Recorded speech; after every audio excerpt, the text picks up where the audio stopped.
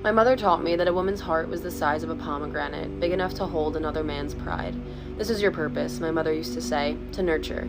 So I spent most of my life searching for love, peering over shelves in between late night conversations, wondering if I'll ever be able to fill my ribs with music, the strong beat of another person's heart.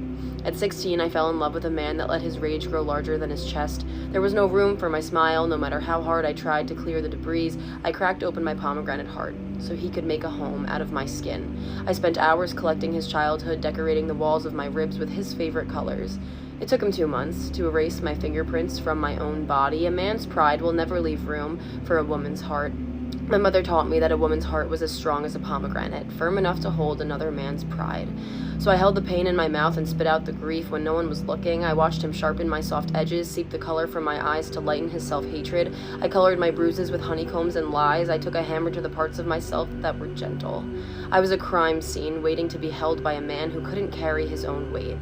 It took him breaking my spirit to realize that a woman's heart is not a hospice. You can't take care of a man that hasn't tended to his own rage. I want to tell my mother that a woman's heart is not a pomegranate, that sometimes a fruit is just a fruit and a woman's heart is just a heart that wants to hold joy.